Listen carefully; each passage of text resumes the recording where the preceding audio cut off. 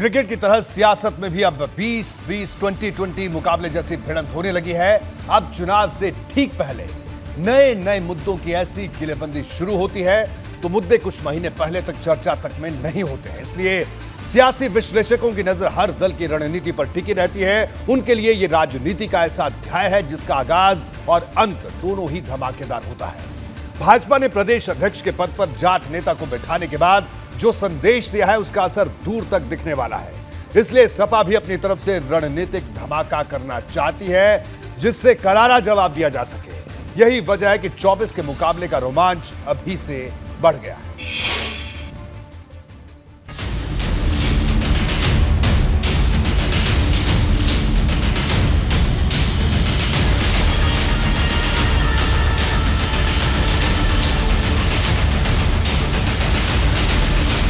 तो 2024 में जो लोकसभा चुनाव है, भारतीय जनता पार्टी मोदी जी के नेतृत्व में चुनाव में सारी सीटें बीजेपी जीतेगी। जाटलैंड की सियासी पिच पर भाजपा ने ऐसा बैट्समैन उतार दिया है जिसने आते ही फ्रंट फुट पर बैटिंग शुरू कर दी है।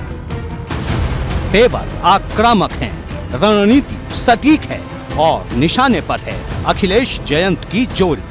भूपेंद्र चौधरी ने इशारों इशारों में समझा दिया कि जब अखिलेश का मायावती के साथ किया गया गठबंधन असफल हो गया तो रालोद के साथ मिलकर भी वो भाजपा का बहुत कुछ नहीं बिगाड़ सकते।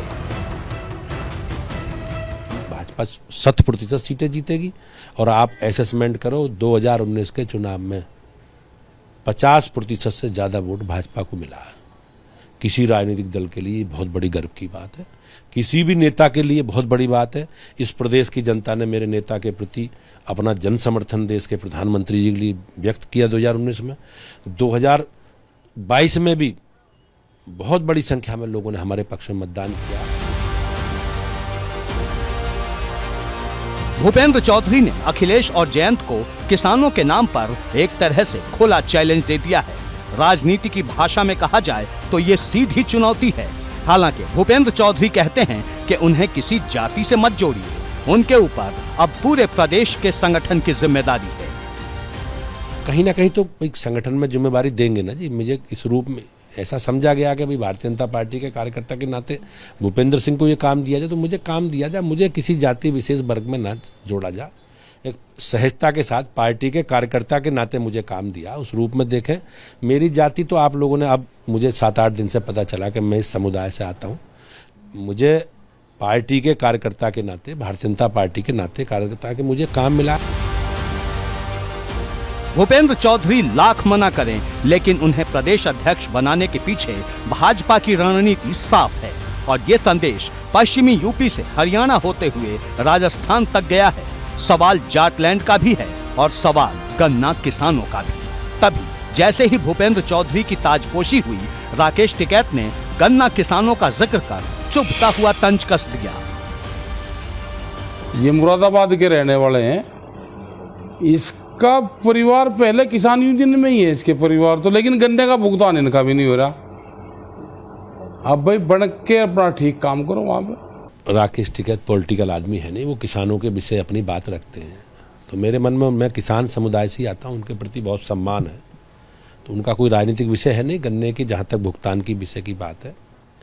हमारी सरकार बनने के बाद समय से मिल चल रही है। आप पुराना कालखंड का विषय निकालो और एक को एक गन्ना लेने के बाद, पेराई करने के बाद शुगर मिलें बंद हुई है।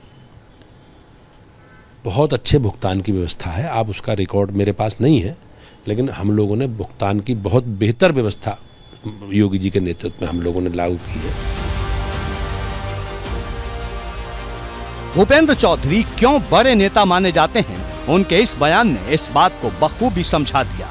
उन्होंने राकेश टिकैत को जवाब तो दिया लेकिन ऐसी कोई बात नहीं कही जो उनके समर्थकों को बुरी लगे और यही रणनीति आने वाले दिनों में दिखाई देगी। सवाल तो ये है कि पश्चिमी यूपी में अखिलेश जयंत के खिलाफ भाजपा का ये जाट घेरा कितना मजबूत बन पाएगा।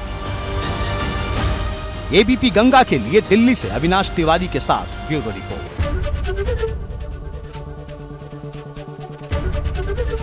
एबीपी गंगा, खबर आपकी, जुबान आपकी।